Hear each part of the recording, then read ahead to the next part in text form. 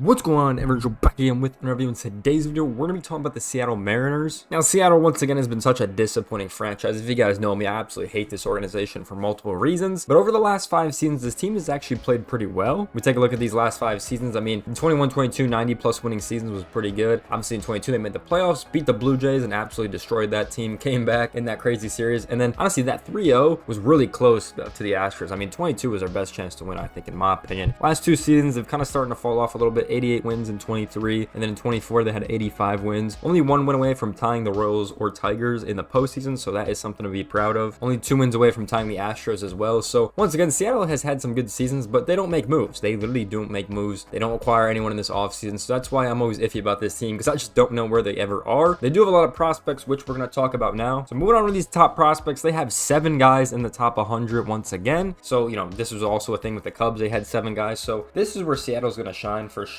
if they don't trade these guys away. I mean, we saw with Jared Kelenic, right? But let's go through this. Coming in at number 20 is Cole Emerson. He was their first round pick in 2023. So we can take a look at his 2024 campaign. Obviously in 2023, 24 games, 374, absolutely incredible, right? That's something you got to take away from. 2024, he goes in rookie ball. Obviously he goes, you know, at least 1 for 4 in that game. Move him up to single A. 293 is a really good, you know, that was pretty good in the A ball region. Goes up to high A only for 29 games, and that's at 225. So kind of a stinker there, but once again, the biggest sample size was an A ball. Once again, he's got a lot of time to get up here. He's currently ETA 2026 right now, so he's definitely got a lot of time till he gets to the league. But definitely I thought I'd mention him because he's definitely could be a good player moving forward. So coming in at number 42 on the top 100 is Lazaro Montas. He's currently in high A with Seattle. And in 2024, he actually played pretty well. 288 between the 2 teams he was on, obviously in A ball and high A. Played in 116 games in A. 309 batting average, absolutely insane. 65 games in that sample size. High A a little bit worse at 260, 51 games played over there. Not a horrible player. His ETA is 2026, but definitely a solid piece. I think that needs way more time developing. Obviously, I see it doesn't double in AAA. I definitely thought I mentioned him as well. So coming in at number 49 on the top 100 is Cole Young. He was obviously their first round draft pick in 2022. In 2024, he spent his whole season in AA, 124 games played. He batted at 271. Honestly, pretty solid because this is the highest level he's played at. And this is obviously for a full season, right? He obviously had 127 hits, so about a hit per game once again. Not a horrible player. He's supposed to be ETA 2025, so spring training can be massive for him. We'll see if they put him in AAA and kind of where he goes moving forward. But yeah, definitely a solid piece to look forward to. So coming in at number 65 is Harry Ford. He's currently ETA 2025. Now, if you guys don't know Harry Ford, he played in the World Baseball Classic, right? He played for Great Britain. He was their catcher. In the qualifiers, played well. In the tournament, played well. He was a main piece. Great Britain was able to qualify for the first time for the tournament, and a main piece they were able to stay in the tournament. And I think they got 3rd or 4th, which was good enough for the 2026 one. So incredible player. In the actual minor leagues, though, he hasn't played great from the bat for sure, but I know he's definitely a good defensive catcher, just watching him play and stuff like that. So in AA, batted at 249 in 116 games. So once again, his hitting isn't the greatest, but I feel like he can go on a crazy run, which we've seen before. So definitely an interesting player. I kind of hope he does get to that AAA level next year and can get called up, because I really do think he's a good player. Coming in at number 74 is Felnin Celestin. Now in 2024, he spent all of his time in rookie ball, batted at 352, 32 games. I mean, this kid's good. 2028 ETA. I think he's the only rookie ball player this high on the top 100, so pretty impressive for him. Once again, nothing too crazy to dive in. He's still got a lot of time, but just I figured I mentioned him. Coming in number 96 on the top 100 is Johnny Farmel. And once again, another player that's in 2028 in A ball, batted at 264, you know, only 46 games, so played pretty solid. 2028 guy, not going to talk about him much, but definitely figured I mentioned him. And coming in at 98 on the top 100 is Michael Aurora. I think that's how you say his name. In 2024, he played in A ball and high A, played 120 games and batted 285, so pretty solid for him. He's supposed to be called up in 2026, so we'll see where he is moving forward. But definitely some good players as we kind of take a look at their top guys right here on Seattle. This is their 2024 rankings, so obviously all of them aren't updated yet. But I think guys like Cole Emerson, you look at Cole Young and Harry Ford, are definitely going to be solid players for sure moving forward for this team. And it's going to be exciting to see those guys eventually up there. So moving on to the contract situation for Seattle, this is a team that doesn't really like to spend money or make a lot of moves, right? So it's kind of hard for them to have a lot of contracts. The biggest one they have is with Julio Rodriguez. Obviously in 2023, signed that 7-year extension. He's also got 5 player options as well after those 5 seasons. So absolutely incredible for Julio. I think that was the best thing they ever did with this kid, is to sign him long term. I think they did that with Griffey too after they acquired him, right? Definitely an interesting contract. I like it a lot. Obviously Luis Castro was, you know, rumored to be traded. I remember his name was in the trade talks a little bit. Didn't end up happening. JP Crawford is here for another 2 seasons. Mitch Haniger's here for another season. Mitch Garner's here for another season. He's got a mutual, but I don't think they're going to extend that, to be honest. Victor Robles is here for 2 seasons, and he's got got a team option. We'll see what happens with that. And then Dylan Moore's here for another season. And then Andres Munoz is here for another season. He's got 3 opt-outs for the team options moving forward. So definitely interesting contract situation. And then everyone else is in arbitration, like the big guys like Randy Arozarena still got 2 seasons with this team until he's a free agent. We got guys like Cal Raleigh that's here for 3 more seasons, right? George Kirby's still here for 4 more seasons. So there's a lot of good players on that arbitration list for sure. They are playing this Jorge Polanco buyout, but they did just re-sign him. So I don't really know if they have to pay that anymore, but it is still here. Obviously, Baseball Reference doesn't update, until a couple days later when these guys actually sign. So kind of wondering what's going to happen with that buyout. But right now, they have $94.6 million committed to the team. They're supposed to spend $137 million, which I definitely think is accurate for sure. Seattle does spend money, but they're definitely still at the lower part of the league when it comes to, actually acquiring free agents and money and all that stuff. So let's take a look at the Mariners' current roster. They definitely have some good pitchers for sure. Luis Castro's pretty good. George Kirby's pretty good. Logan Gilbert's pretty good. I think those 3 are definitely solid. And we'll kind of see where the others fill in. I definitely think that rotation can be very solid. Moving on over to the bullpen, definitely interesting. I think Andres Munoz and Trent Thornton are probably their best pitchers if I had to guess. Matt Brash has also looked good as well. But I think those are the guys that are probably going to be performing the best. I mean, they definitely did last year, so we'll definitely wait and see moving forward. But moving over onto the starting 9, I definitely think Cal Raleigh's going to start catcher or DH. I feel like that's pretty common with these guys that catch. They either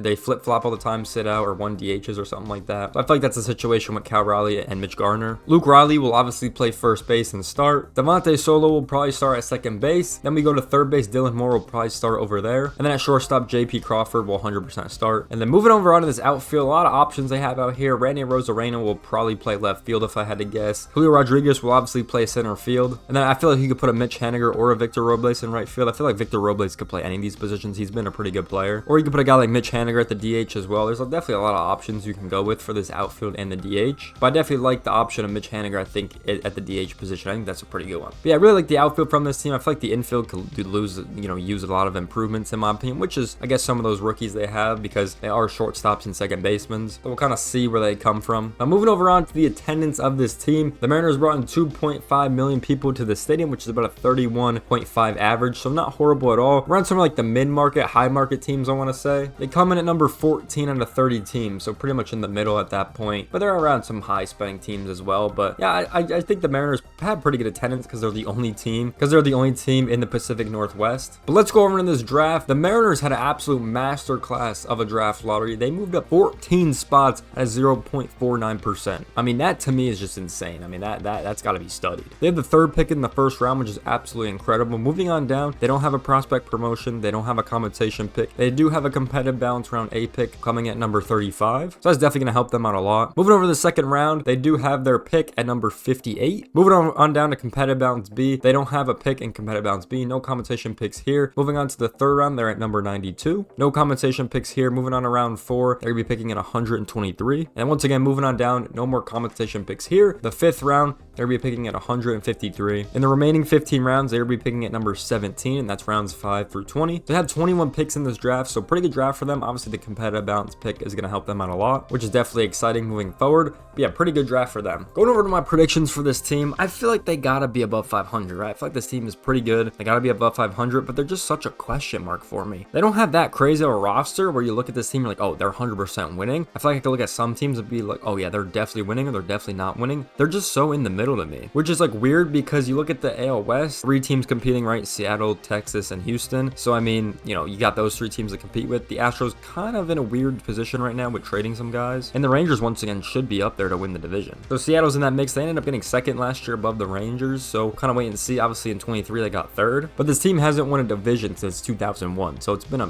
pretty decent amount of time since they've won the division. They've always gotten in through the wild card. So yeah, I definitely think that they're gonna have a similar season to last year, but I don't think they're gonna make the playoffs, to be honest. I feel like they might just be just out again, but once again, they could call up these rookies and be really good. I just don't know. I feel like they're just gonna have a similar season to last year. That's my current thoughts on this Mariners team moving forward. Let me know your guys' thoughts about this team in the comment section down below, because they're just such a question mark to me. So maybe someone's got some crazy insight that I don't, but let me know your thoughts in the comment section down below. If you guys did enjoy this video, make sure to like, comment, subscribe. I'll see you guys in the next one. Peace out, everyone.